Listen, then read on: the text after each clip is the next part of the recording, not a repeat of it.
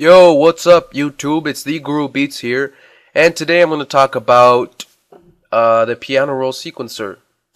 And I'm going to do that. First off, if you haven't watched my tutorial on the pattern sequencer, then you're missing out, and you won't get what I'm talking to you about. So I recommend you go back and watch those videos. And the way you get to the piano roll is by right-clicking and hitting piano roll. And as you can see, the piano roll is basically, it looks like a piano on the left. And if you press it, it should make a sound. It also has octaves labeled. So here's C5, which is the middle C. C4, which starts out the bass C. C6, which is the treble C. And so on and so forth. This goes all the way to C0 and C10, by the way. The piano roll is basically almost like the pattern sequencer in the sense that you can left click to create things and right click to erase, and you could change the style of your piano here. If you click ABC, it goes back to the piano. If you click the piano, it goes back to all the notes labeled. And if you're beginning in music theory and such, I recommend you stay here on this particular setting, because going over to the piano means that you'll only see the C5 and maybe you won't know where F3 is, which by the way is up here, down here. So you might want to leave it on this setting. Another thing you can do is you can change the colors. By default, FL Studio has it on pink. So there. And I'm gonna load up an instrument real quick so that you can get a feel for how this thing works. Yes. Of course, I can't hear anything because something happened with my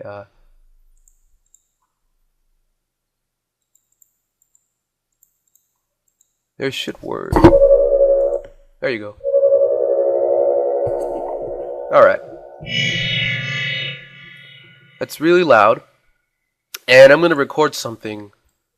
So I'm going to hit the metronome, set the tempo to maybe 99, and then record.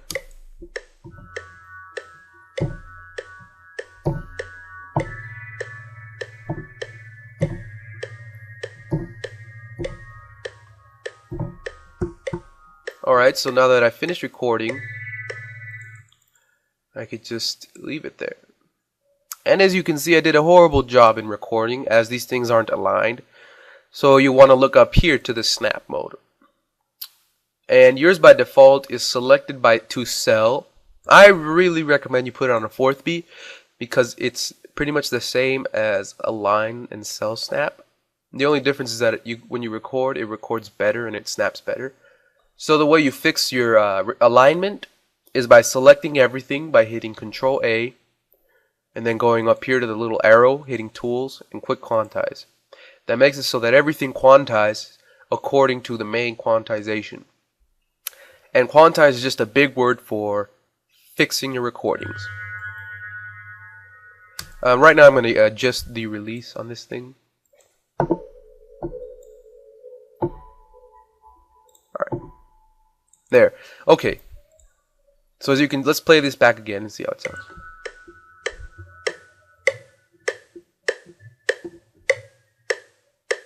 Of course, there are no sounds. Why is that? Well, that's because each individual sound needs to be stretched to its amount. And sometimes you'll get these notes where there are just a little click or whatever. Usually want to get rid of those. Sometimes you want to stretch them out. Whoa. And the way you fix this is by hitting Control and then left click. This makes it so that it automatically selects without you having to click the select option here. And a faster way, instead of going to Tools and Quantize, you can hit Control Q, and that makes it so that everything quantizes perfectly. So you want to make sure they are aligned and ready to go. So now that you have that, you want to play back, right? Right?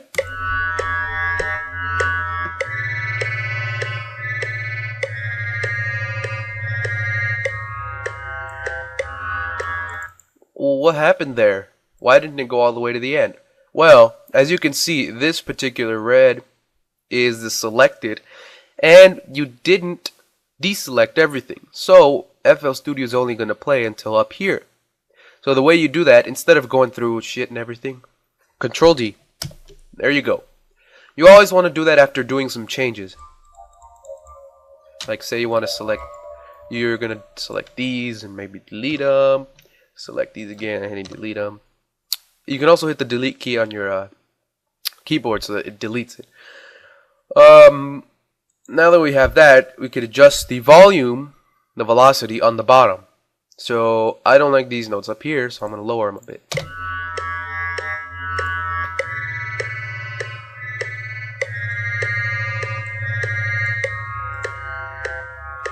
Some instruments are made so that there are only two separate volumes, either on or off. It's up to you to find out which of your instruments have that, but it's a really rare occasion when that happens. So now that you have your volume adjusted and everything, you can just play.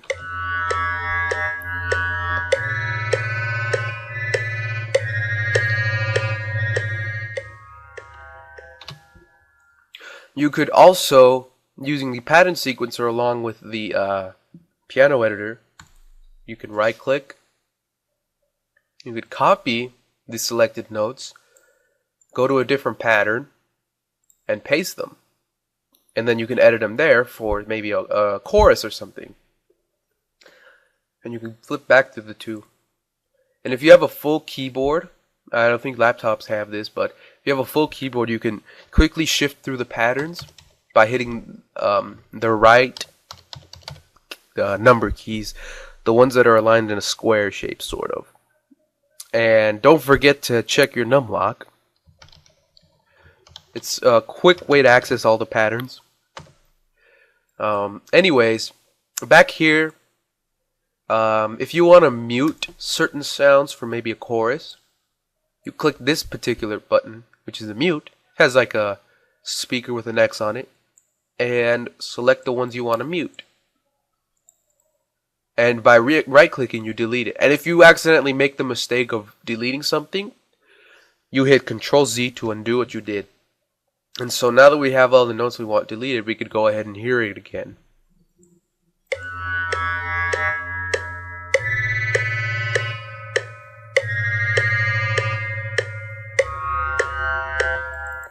And now that's a creepy sound, but it got the job done. We muted these. So if you want to unmute them, you got it right. Just click them again. So now that we have this out of the way, let's load up a drum kit and see. Load up the FPC, the default, of course. And if you have a MPD controller or trigger finger or whatever, then it'll be easy for you to do this. You could actually record drum sounds as well.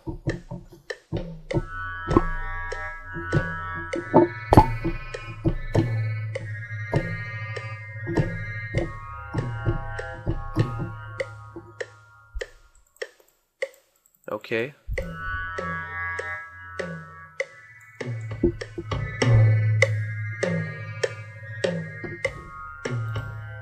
Sounds extremely scary, but there you go. See, sometimes when you record, you get these. You always want to make sure there aren't any on the beginning. So there you go. We have this thing recorded, and as you can see, it actually snapped correctly because of using this 4th beat snap. And of course, you can use different kinds of things. Using none is very useful if you are doing on-the-fly orchestra recording, or even for making your sounds sound better. So there you go. It actually displays the sounds here on the left side. If you didn't have that, if you had the keyboard, it wouldn't show shit. So that's great to keep in mind. So now that you know a little bit about the pattern sequencer and the piano roll, it's time to move on to the mixer. But that'll be next video talking to you about. So I recommend you go back and watch those videos. And once the way you get to the piano roll is by right clicking and hitting piano roll. And as you can see, the piano roll is basically, it looks like a piano on the left. Create things and right click to erase. And you could change the style of your piano here. If you click ABC, it goes back to the piano. If you click the piano, it goes back to all the notes labeled. Yo, what's up YouTube? It's the Guru Beats here.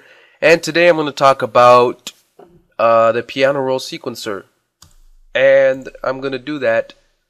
First off, if you haven't watched my tutorial on the pattern sequencer, then you're missing out and you won't get what I'm doing. And if you press it, it should make a sound. It also has octaves labeled. So here's C5, which is the middle C, C4, which starts out the bass C, C6, which is the treble C, and so on and so forth.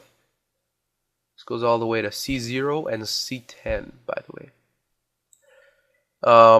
The piano roll is basically almost like the pattern sequencer in the sense that you can left click to